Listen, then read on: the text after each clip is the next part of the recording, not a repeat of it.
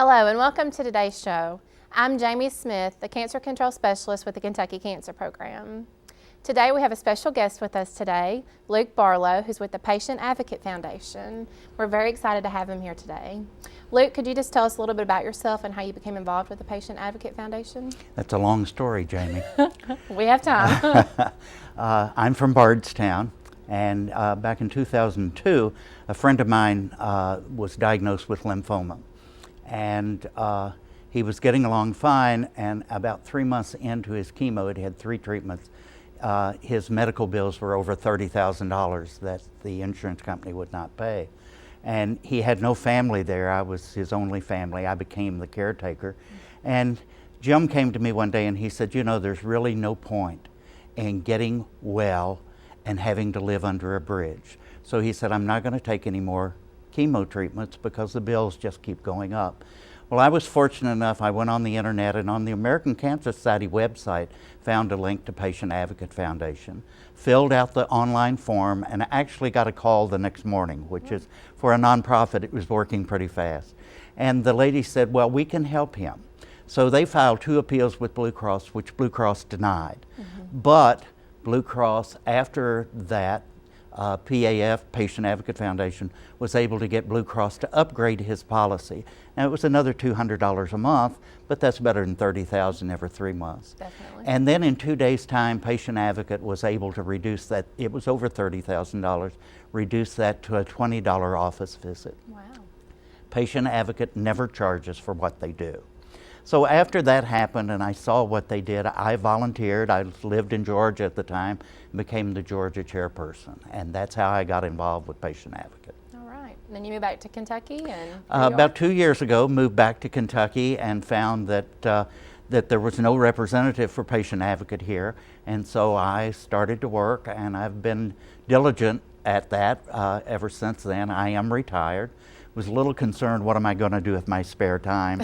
And what I found is driving to Paducah, you don't have a lot of spare time. So anyway, I'm glad to be here. It's a beautiful drive, and this is a beautiful campus. Great. Well, I think it's very fortunate that we've learned about Patient Advocate Foundation. I wasn't aware of it before I met you. And so I think this is great for our viewers to be able to learn about today. And you talked a little bit briefly about how Patient Advocate helped your friend, but we're going to learn a lot of more ways that Patient Advocate can help as well. But first of all, let's just talk about where the Patient Advocate Foundation, the national headquarters, is at. Well, there are 2 organizations. Okay. Patient Advocate Foundation is located in Newport News, Virginia. That's where the headquarters are. But there's the sister organization. Patient Advocate is a 501(c), and therefore they cannot lobby. The National Patient Advocate Foundation, which I'm the National Volunteer Coordinator, is the lobbying arm, is the legislative arm. So it is located on 15th Street. You can actually see the White House from the office windows. Okay. We're right downtown Washington. We're very connected in Washington with the legislators and do a lot of work with them on healthcare issues. Great, great. That's good to know. So how did actually the Patient Advocate Foundation ever begin? How did it form? About 14 years ago, Nancy Davenport Ennis was in her 2nd round of breast cancer. She had had treatments once, and then she had another occurrence of it. She had met a lady there whose name was Cheryl, and Cheryl had a rare form of cancer and needed a bone marrow transplant. The insurance company approved it, and the day before the transplant, they called and told her they would not pay for it. Cheryl was a young person at the time and had a very young son. And if you go onto the Patient Advocate website, there's a comment there by that young man. He said he didn't know his mother, but he thought that she was really a neat person. So, but Nancy got a bunch of people together, and they were able to raise the money to get the bone marrow transplant. And Cheryl did get the transplant, but unfortunately, she did not live. Nancy and her group of friends went to Richmond, Virginia, to try and get the laws changed so that insurance companies could not do that. And they were successful. They actually got a law passed. But after Cheryl passed, On the night of her funeral, which happened to be on New Year's Eve, Nancy and her husband Jack Ennis sat down and drew up the plans for Patient Advocate Foundation and the national organization. Their first office was in a garage. So it has really, over the last 14 years, has really become an important force in dealing with healthcare issues. Okay. All right. Well, one thing that we talked about is how there's personalized help with the Patient Advocate Foundation. And so if a person calls or you said even be able to submit something over the internet to Patient Advocate, Right. what does that person experience through that whole intake process? Well, it's amazing because I went through that with my friend. If you call the 800 number, which is 800-532-5274, don't ask me my home number, but I know there, you will be assigned a case manager. Now, you may get a recording because we are very busy, or you may get a live operator, but they will assign a case manager. And then you will tell your story to the case manager. That case manager will then send you a packet of information, and in there is an authorization form, and we all have to have authorization forms signed. And you need to send that back. So many of the people that contact us, for example, last year in Kentucky, we had over 101,000 contacts from people in Kentucky. Wow. We gave direct case management services to only 659. But that is because we don't advertise. Mm-hmm. People only know about Patient Advocate by someone like me, and I happen to be a volunteer. I pay all my own expenses and everything. But I am dedicated to this organization. I know what they do, mm-hmm. and so I am willing to do that. But you will be assigned a case manager, and they will take it from there. It's just amazing, some of the things they do. I had a the representative that just was in the car accident and died in Kentucky, I think his funeral was Saturday, had sent me a referral of a young lady in Shepherdsville, Kentucky. She had an 18-month-old daughter that was born with half a spine. I'm not a medical person. I don't know what that means. But in talking to the young lady, she said, "Mr. Barlowe, all I want to do is get to Cincinnati." Well, I can get in the car and drive to Cincinnati and be there in an hour, hour and a half. This lady had no means of transportation and no way to get there. She wanted to take her daughter to the children's hospital there. Mm-hmm. Well, I put her in touch with Patient Advocate Foundation. We were able to find her funding. We sent her a check for $135. We do not give money, right. But this was from another organization, and that was for incidentals, to buy lunch and things like that. We did find her transportation, but the interesting thing, this little girl's legs protrude out to the right and left. She couldn't even go to Cincinnati because she couldn't sit in a car seat. She would have just, if they had had to stop, would have gone right out of it. We were able to find someone in Bardstown, and they haven't told me who yet, who actually made her a customized car seat that had different straps and things in it, which made it her able to travel to Cincinnati. She should be there. The appointment, I think, is sometime this month. Wow. Well, that's exciting, and it's so great to know that there's such good people out there that can help people in need. Yes, yeah. Well, let's talk about some of the other direct patient services that they have. We talked about, of course, healthcare and insurance and things like that, but there are some things that you can help with job retention. Do you want to talk a little bit about that? I got a call one day from a lady who had gotten an email from her company terminating her because she had gotten sick. There are so many people today that are unemployed because of an illness. Over 50% of the homeless people and the people that are in bankruptcy are there because they've lost their job. And it's been because of health issues. So yes, we get involved in that. We have a network of over 100 attorneys across the United States. They will give you advice. If you want to hire them, you have to hire them. But they will give you advice as to whether or not you have a case. Okay. So they probably bring in aspects of FMLA, the Family Medical Correct. Leave Act, and Correct. other things that Correct. can help cover them. Right. Okay. We also have had very good success with COBRA.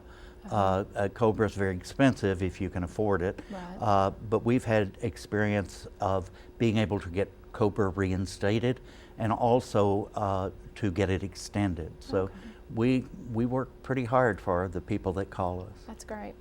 And what about debt crisis? If someone's out there got medical bills piling up, what can you all help with that? Well, it's just like with my friend Jim. They went to work and they got that done. When I was in Georgia, I had a lady call me one day and she said, "Mr. Barlowe, you saved my life." She said I owed over $80,000 and there was no way. And we were able to, and when I asked them, well, how do you all do this? They said, well, Luke, if we tell you, we're going to have to kill you. But most of our case managers are nurses, they're social workers.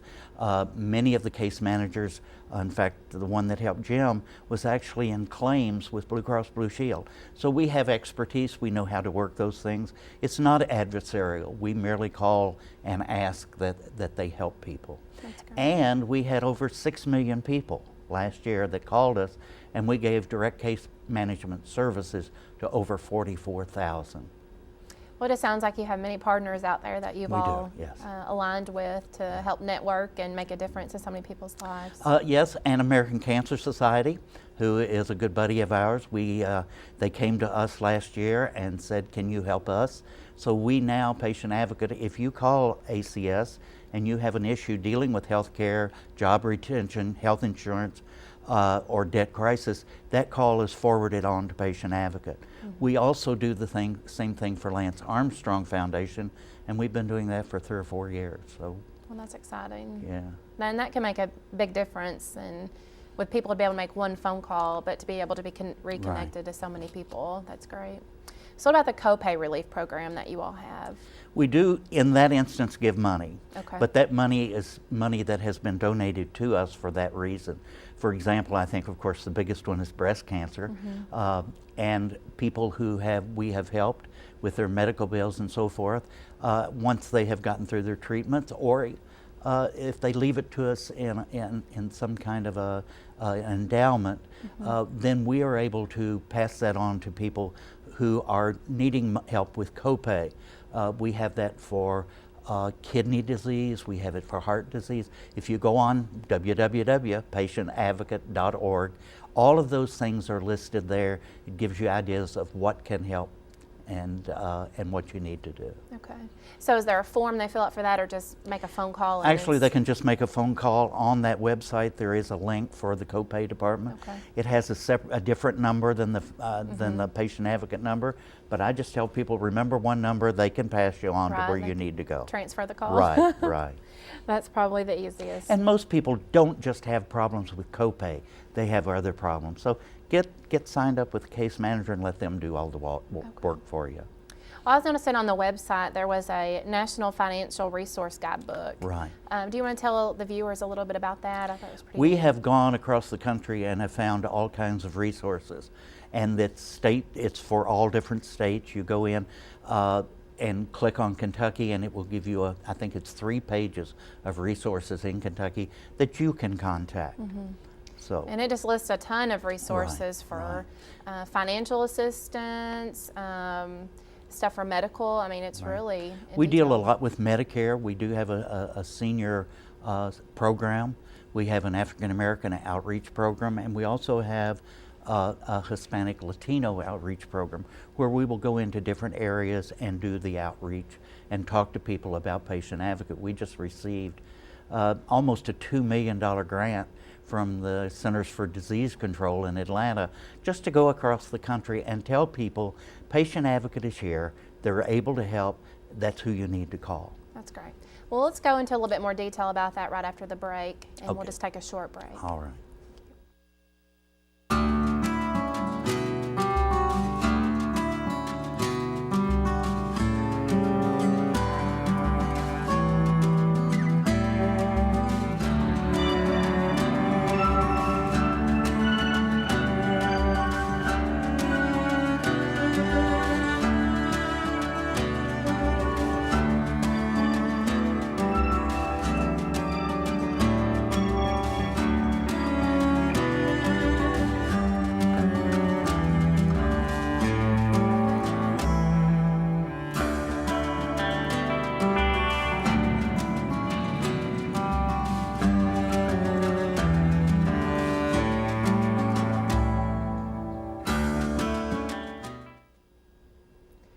Well, welcome back to the show. And Luke's here with us today from the Patient Advocate Foundation, and he shared some great knowledge with us and information for viewers today that may be out there in a little bit of need and need some assistance. And the Patient Advocate Foundation is there for them and can help them with problems with insurance. We've talked about travel, anything medical. We also talked about legal advice. There's just a ton of information there, and we've just learned that there's a grant now through CDC that he's been given that can help with outreach in communities. That's just fabulous. Let's talk a little bit about the pediatric resources that you have. You just told us the story about the young girl from Shepherdsville that was in need to find transportation to Cincinnati, and you all were able to help with that. But what other types of resources can you provide for the pediatrics? There's a young man in Willisburg, Kentucky, which is not far from me, and I got a call one day from his grandmother who works in Lexington, and she said, "Can you help us?" She said, "My grandson has been treated at UK for the last 7 years for seizure disorder." And she said, UK has now said there's nothing else they can do for him. He's having 2 to 3 seizures a day, and they don't know what it is, and they turned him loose. And they recommended that he go to the Boston Children's Hospital. Well, the grandmother said, "We can't afford that. The plane fare is like $1,000, and a hotel room in downtown Boston's, $300, $400, $500 a night." She said, and the father is in construction. This was in October of last year. A year ago. Time flies. And she said he's been laid off and they just don't have the money. And I said, "Well, are you familiar with the Angel Flight?" Now, Angel Flight is a foundation of people who have pilot's license and they have access to an aircraft, to an airplane. And I gave her the 800 number for that. And I said, "Call them, and then I'll work on the housing while you're doing that." Well, in about 15 minutes, she called back, and she was in tears. She said, "There's nothing they will help me with because UK won't designate him as being life-threatening." And I said, "Well, I tell you what you do. You hang up and give me 15 minutes, call this number." So I called one of my friends, a patient advocate, and I said, "This lady's going to call. Grab the call when she does and see what you can do to help her." She did call, talk to the case manager. In 15 minutes, that young man was scheduled and left Bluegrass Field in Lexington on November the 3rd. Angel Flight flew him up to Pennsylvania. They don't go the whole distance. And then someone else picked him up in Pennsylvania and took him to Bedford, Mass. There is also a foundation called Earth Angel, ground transportation. And they picked him up in Bedford, Mass. And took him into Boston. We were able to find housing in Boston for $99 a night. We also found some resources that helped with that. This young man, who's 12 years old, saw the pediatric neurologist the next morning. It was determined that his carotid artery on the left was totally occluded. The only thing supplying blood to that side of his brain were spider veins. And the neurologist said this young man, about 7 years ago, had a massive stroke. And these seizures they thought that he was having were actually mini strokes.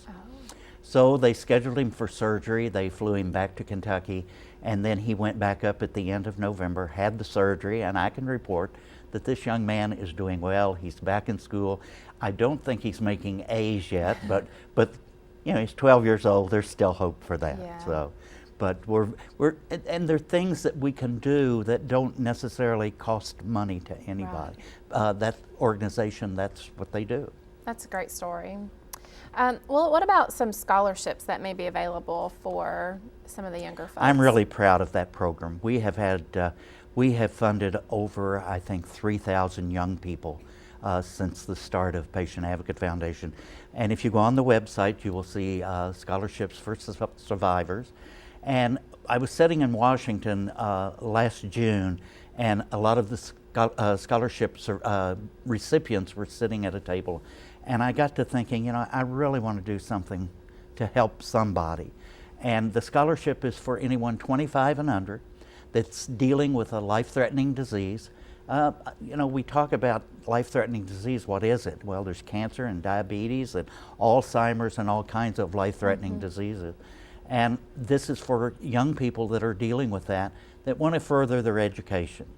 So in December, I donated $12,000 to Patient Advocate Foundation for a young person in Kentucky that wanted to go on to school, and we wanted to keep it in Kentucky. And we had 27 applicants for that. In June, I met the young man that got the scholarship. He's going to the University of Louisville. His His name's Kenny Thomas, and I'm just so pleased to have a part in that young man's life because it's made a big difference for him. He was going to U of L. His health insurance through U of L capped out at $250,000, and by the time he finished treatment, he owed over $400,000. Wow. So I'm very pleased about the scholarship. Kenny gets $3,000 a year for the next 4 years. As long as he keeps his grades up, we follow that. Yeah, that's great. Yeah. Now, when are those scholarships usually due? Right now. Okay. If you go on the website now, click on Scholarship for Survivors, there's a form there, and the closing is in April. Okay. And they make the decision after that. Okay. And we have a legislator in Virginia, and I'm not sure of her name, but she is the one that goes through those. She was instrumental in helping PAF when we first started. She goes through all the applications to make sure that the people are qualified for it. I know a lot of different organizations have camps for children and things like that. Is there anything available like that in Kentucky for any of these children? Oh, well, yes, there is. And Amy Steinkel with Kentucky Cancer Program has the Indian Summer Camp. And if you go on the KCP webpage, East, and look at that, there will be a link there. I love Kentucky Cancer Program. If people don't know, it is funded by the General Assembly. And if you see your senator or your legislator, you should always tell them how proud you are that KCP is out here with wonderful people like you. Tanya Pauling, do you know Tanya? I do. I was giving a speech to the Kentucky Breast Cancer Coalition in Lexington, and I have over 1,400 email addresses in my address book. So when I send out messages, it goes all over Kentucky. And they introduced me, and Tanya said, "Oh, I know you." She said, "You saved a lady's life." And I said, "Well, I'm not sure that I've done that. What do you mean?" And there was a lady down in Clay City, Kentucky, I think that's Powell County, that was getting ready to lose her home and everything. And so Tanya got my email, she put the lady in touch with PAF, and we took it from there. So that's great. It's just great to deal with these kinds of things. I hate to hear the sad stories, but I do like to find out later that we made a difference in someone's life. Definitely. Those are definitely the happy things that we like to talk about. What about some seniors that are out there that maybe have questions about their Medicare? Is there any help for them with that? We do have a senior program. If you go on www.patientadvocate.org, there is a link on the very homepage. It's a busy homepage. There's a lot of stuff on there. And you go down to the senior, and we have people that are specialized and certified in senior care, and we can help with that. The other amazing thing that we do is with Social Security. We can actually help people get on Social Security that have a disability. We also, and I know of a situation up in Ohio, it happened to be a cousin of mine who was so diabetic that in his feet he had no feeling. He couldn't work because he couldn't stand up. He was only in his 35, 40 years old, and he could not get on Medicaid. And Patient Advocate, I put him in touch with them, and they were able to get him on Medicaid. Unfortunately, David passed away last November. So we hate to hear that. So we've talked about all the help that you can give. Now let's talk for just a minute about how people out there can maybe help PAF. How can people actually get involved with the Patient Advocate Foundation? If you go to NPAF, for the national organization, npaf.org, there's a link there to get involved. I think it's on the main Patient Advocate page also. Okay. But you can contact you, and you can certainly give them my contact information. I do have a toll-free number, 866-257-7192. I hope that's not a wrong We're going to number. flash that number up on the screen here in a little bit. Okay. I have a business card, but it's in my pocket, so I don't go with it. It's hard to remember all the numbers. I remember Patient Advocate's number. My home number, I can't remember half the time. Certainly understand that. But I have an email address, which is very easy. It's KY for Kentucky, NPAF for National Patient Advocate Foundation, at kymail.com. Okay, great. And we'll show that up on the screen Okay, for good. people to be able to see that as well. Another thing that maybe you've talked about just a little bit about lobbying with the national organization. What can people do here that maybe like to go to Frankfurt and meet with the legislators? What can they talk to the legislators about that could help PAF? Well, mainly not necessarily help PAF, but to help people in Kentucky with health care issues. In fact, in March, First Lady Jane Bashir had heard what I was doing in Kentucky and invited me to the Capitol, and we sat and talked for about 40 minutes. A wonderful, wonderful lady. And that same day, the governor proclaimed March the 19th as Patient Advocate Day. They then put me in touch with the governor's constituency services. If you call the governor's office and you have an issue, they connect you with his constituency services. And then just recently I got connected with LRC, the Legislative Resource Committee, and they are now referring 3, 4, 5 people a week to me that need help. And I'm glad to take the calls because it keeps me involved. One of the people was a lady in Harrodsburg whose husband had prostate cancer, and he had just been diagnosed with something to do with his heart. And they had me call her, and we talked for quite a while, and I said, "Do you have grown children?" And she said, "Oh, yes." And I said, "Well, are they supportive?" And she said, "Oh, no, I haven't even told them." She said, "We don't want to bother them with that." And it just broke my heart. And so I had to give her a long talking to. And I said, you know, in going through cancer or any illness like that, you're going to need all the support you get. Right. And before we hung up, we cried a little bit. And she promised me that I said, your kids are going to be so upset with you if something happens and you didn't let them know. So, okay, so I get into it a little personal sometimes. But well, that's okay. That's okay. I love this organization, and I know what it can do to help people. So. Well, what is the one thing you want people to take away from today's show? There's help out there. Don't give up. There is help out there. Call Jamie at the KCP office, because you all have lots of resources too. Yeah. I love KCP. I've worked with them all over the state. The nice thing about KCP is you all do all of the screenings.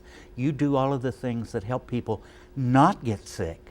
The mammograms and the health care program for cervical and breast cancer, that if they go there and get diagnosed, it doesn't cost them anything for the treatment. So KCP is just a wonderful resource. The little balls that you all have that show the different stages of breast cancer and everything, you have lots of resources. But then when the worst happens, then you refer them to Patient Advocate Foundation. And word of mouth is how we've gotten the information out. Well, I think that you've made some great strides in helping people, and we've certainly learned a lot today about the Patient Advocate Foundation. And if you have any questions about today's show, please call the Kentucky Cancer Program at 270-442-1310. Thanks for joining us today, and thanks for joining us today as well.